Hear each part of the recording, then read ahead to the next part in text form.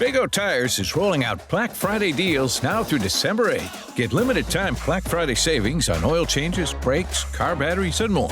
Plus, save up to $190 on select Michelin and BF Goodrich tires when you use your Big O Tires card with no interest financing for 12 full months OAC. Don't miss Black Friday deals happening now through December 8th only at Big O Tires. For your nearest participating location, go to bigotires.com.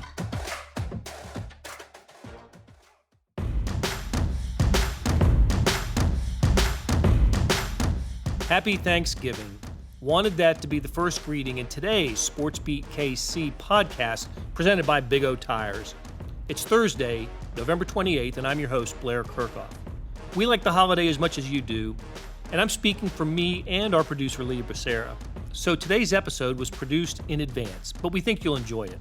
The Royals' new owner, John Sherman, met the media on Tuesday and discussed a wide range of topics, from the current state of the team to the prospect of a downtown stadium. We're presenting the Q&A with reporters, and we hope you enjoy it. And rest assured, we'll be back soon for a thorough discussion of the new Royals owner and the organization's direction. If you want to read more about Sherman, we'll have more for you in the show notes and on kansascity.com. Have a great Thanksgiving, and we'll be back on Friday with another episode of SportsBeat KC, where we talk sports in Kansas City on a daily basis. Mr. Sherman, congratulations. Ladies and gentlemen, congratulations, and it's all yours. Thank you, Ryan. Yeah, I've been in an undisclosed location since late August, and although I think Lynn Worthy and Sam Mellinger found me in Arlington last week, so was glad to see them. Thanks very much for being here. I really appreciate the opportunity to come out of hiding and talk about what's ahead of us here. And, I'd rather just kind of turn this over to Dayton and Mike and hear about our pitching talent coming up through the minors and other things. But I think, and talk about hearing them, how we compete for a championship on behalf of our fans. But I think I'm going to back up a little bit. And first off, I wish David would have called me in January because I would have not done a couple things I did after he didn't call me till a bit later than that. But I had a great, really had a great experience in Cleveland. It's a class organization, great partners, really good people, and was very, very happy in that situation. In fact, last year in spring training, and I'll talk a little bit about when David did call me, but last year we were in Goodyear for spring training, and spring training is such a great time, right? You're seeing new players come up for the first time. You've got a lot of hope for the season, and I love the way that these camps are run like academies. You're learning new things. You're bringing in new people, and so we were in Goodyear one morning, kind of meeting with our baseball ops people, talking about the future, getting ready for another championship campaign. And my phone rang. In fact, I was with we've got a couple people here that are part of this group that were partners with me in Cleveland. My phone rang. I looked down on it, and it was a call from Fayetteville, Arkansas. And of course, at my age, I'm a big target for these scammer robocalls, and they tend to all come from Arkansas for some reason.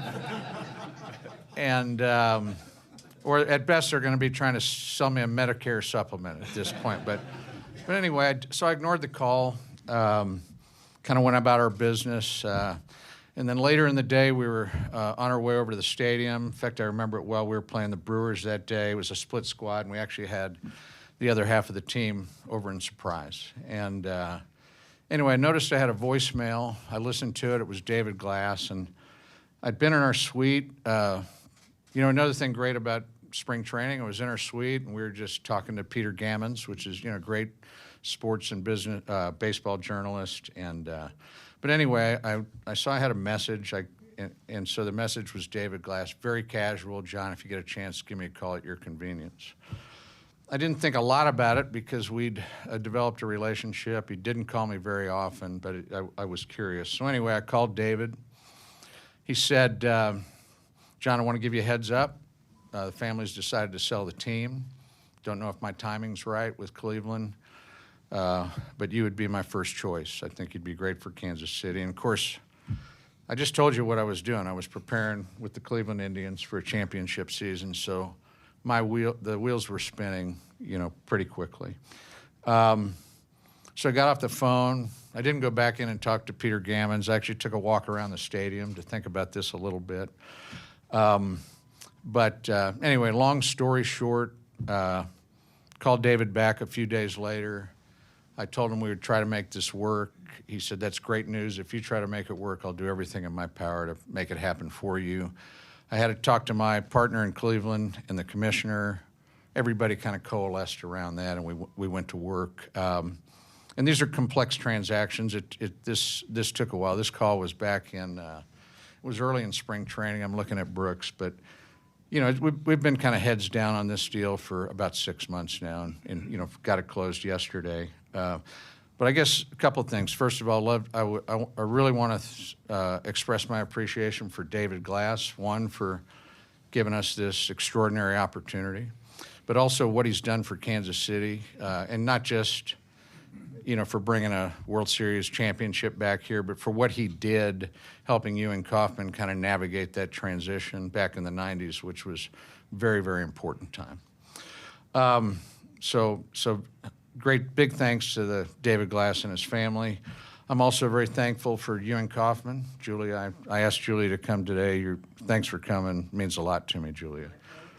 But Ewing Kauffman, he's someone that had some influence on me. I serve with Julia at his foundation today. Our first company actually was a finalist for the Mr. K Award back in the, when was that, early 90s?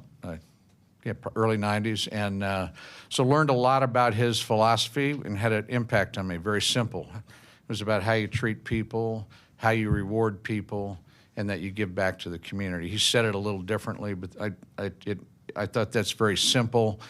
And you think about business, we all put these mission statements on the wall and enshrine them, but really, it's pretty simple. And I really thought that those three principles told me a lot about why the business was successful.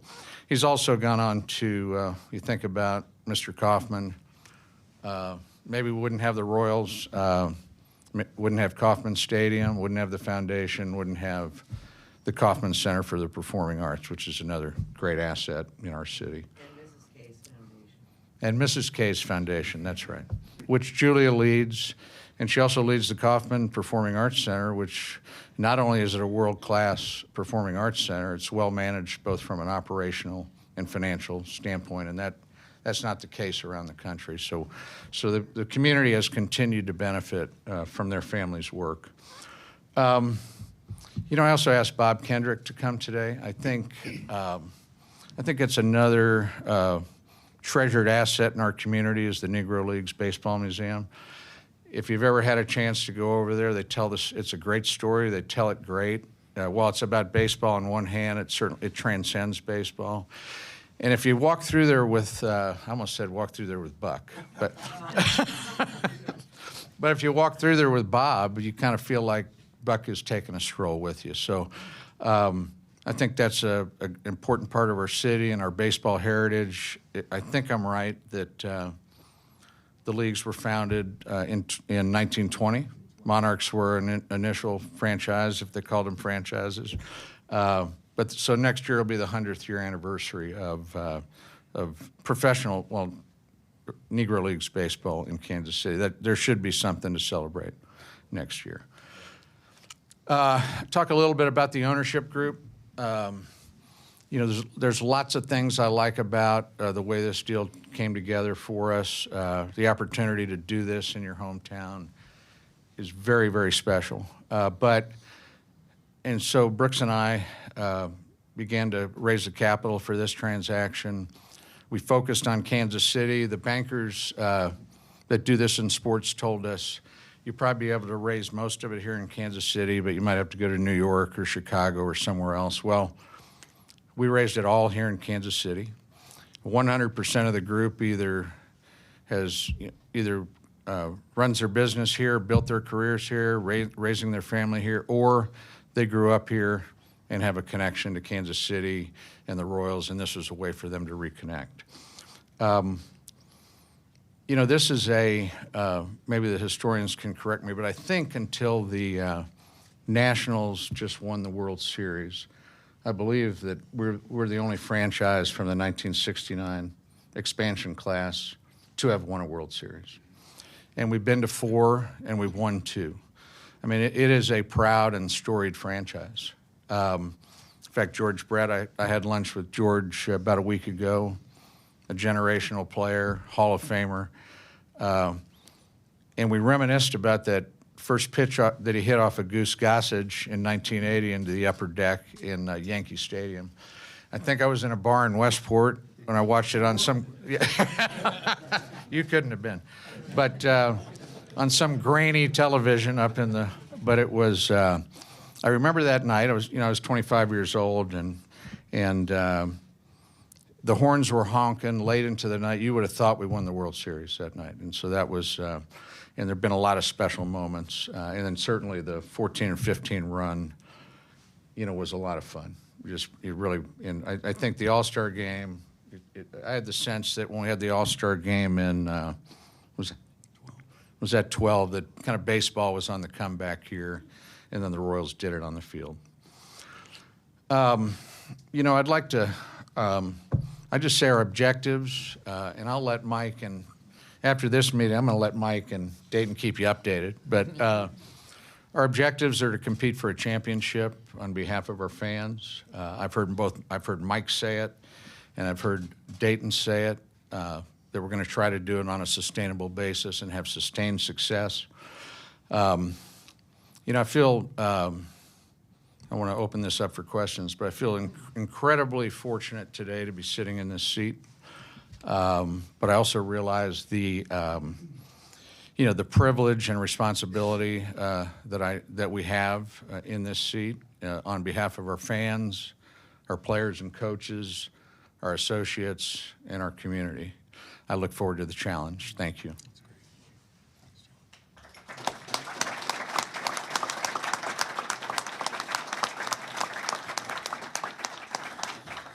So now I'm going to turn it over to you. I will ask you to be very patient with the rookie up here at the podium. We are broadcasting live on television and on radio, so for the benefit of people listening and watching, if you could raise your hands if you have a question and wait until the microphone comes to you. Acknowledge your name, if you will, so everyone knows who is asking the question before we turn it over to the podium. And we'll begin with Jeffrey Flanagan and then Joe Goldberg. John, welcome. Thank you. What kind of advice did David Glass give you about operating a small market team, and how much different will your approach be, you think? Then David? Yes. I don't know that he's given me a lot of advice. He said I can call him if I want some advice, but I think he believes that there's different ways to do this, and I think about the 2 owners we've had. I think Ewan Kaufman bought this team. If I'm correct, he wasn't a baseball guy, right? No. And but he was innovative, and the franchise. We went to the playoffs 7 years from 76 to 85. Pretty impressive in the early days of an expansion franchise. I think David, when he took it over from the community foundation, or he was actually involved then, I think it took a little while. Till he found Dayton. Dayton rebuilt the franchise, the farm system, the international business, and I think we saw the results of that in 14 and 15. When you think about how would I approach it, I think we have some pretty interesting models. I will say I learned a lot in my 4 seasons in Cleveland. They've done a very good job. I think they've had 7 consecutive winning seasons. The 4 seasons we were there, we averaged 94 wins. Now, part of that's good fortune. I was there at the right time, but I think, it seems like small market teams need to be smarter. You have to evaluate and draft well. You have to develop well. You have to use your resources smartly. I think we're able to do some things in Cleveland, wrapping up some people pre-arbitration or early arbitration. And this team has certainly done some of that. And then you got to be willing to, when you have the opportunity, I think you have to be willing to, trade some assets away to compete. And that's kind of been my experience. If I think about the 4 seasons in Cleveland, I got a lot to learn here, and I think that these guys are pretty optimistic. I heard Mike say, I don't, what do you say? I'm not going to call it a rebuild. And I think that's probably right. In some ways, it's a transformation. I got a text from Mike, by the way. I have great respect for the guys in uniform that cross the line every night, and their job is to send the other guys home with a loss. And Mike sent me a text the day of the approval, and he said, I can't wait to join the fight with you. And that's a word that I think the guys in uniform use, and I very much appreciate that. But I don't know if I answered your question, but yeah. Yeah, thank you. Okay. Joel? Mr. Sherman, congratulations Thank to you, Joel. you and your family and your group, your investment group. Thank you. Everyone I've talked to that knows you in town, they basically say the same thing. They say he's contributed to this cause, he's helped out with this, and he loves baseball. What is it about Kansas City and baseball that is so special to you? Well, I think Kansas City, I've been here for 40-plus years. My wife is a native. We raised our kids. We built our business and our career here. And so I kind of go back to again, it's not just Mr. Kaufman. I think there are lots of people in this community. It tends to fight above its weight if you think about philanthropy. And there's lots of names, Kemper and Hall, and I almost hesitate to start saying them because I'll leave somebody out. But so I don't know if it's in the water, but there's a lot of great examples here. And then I think just from a business standpoint, I think when you give back to a community, and the Royals certainly do that as an organization, I think it adds to the fabric and all people associated with that. Now, baseball, why do I love baseball? I think, when you were born on April 12th, 1955, everybody loved baseball. We played it as kids. My father was born and raised in Brooklyn, and even though he was mad that they moved to the West Coast, we were Dodgers fans when we were young. I spent part of my adolescence in Washington, D.C., so became a Senators fan. And in fact, I don't know if anybody can verify this, but I think I saw Frank Howard steal the first and only base of his career, and the earth shook. Yeah, and then when we came to Kansas City, it was a great time to get on the bandwagon with the Royals in the mid to late 70s. One of the things that was so great about that 1980 home run is that I think we lost to the Yankees in 76, 77, 78. I was tired of seeing Reggie Jackson and Chris Chambliss. Probably not as tired as you were, but and so this is kind of my adopted home, and so love Kansas City and love baseball. That's probably accurate. Love a few other things too. I'm a little more interesting than that. Todd? Todd Lebo, Sports Radio 810. One of the things that's been rumbling around for the last several years is the possibility of baseball being downtown, stadiums, things like that. What are your thoughts about that? And I know there's plenty of time left on this lease, but just what are your thoughts about that possibility of maybe rejuvenating some stuff down there? The possibility of downtown baseball? Yes. I do. There is a lot of time left on the lease. If you look out the window here, we have a beautiful place to play baseball. In fact, Derek Jeter told me at the owners' meeting the other day that he loved coming here. That said, there's a lot of interest in fact, while we were in Arlington, we toured the new stadium that the Rangers are constructing right now. There's a lot of real estate development around it. So I think there's a lot of thought that baseball, there's more economic opportunity if it's in denser areas where you can have ancillary real estate. But we'll evaluate that decision or those thoughts or those strategies over the next few years, and it'll be driven by what's best for the club, what's best for our fans, and what's best for the community. Hey, it's Blair. Hey, we have a special subscription offer for SportsBeat KC listeners. Unlimited digital access to the Kansas City Star's award-winning sports coverage. Sign up now for 1 year of Sports Pass for access to all the sports news, features, and columns we have to offer. And it's only $30. That's a 40% savings off our regular rate. For your convenience, your subscription will automatically renew after the initial term at $50 unless you tell us to cancel. A lot of subscription services won't tell you that. They'll just sneak it on there. We just told you. Your subscription helps support the sports coverage of kansascity.com and the Kansas City Star. Please visit kansascity.com/SportsBeatKC offer to get this special offer. And as always, thanks for listening.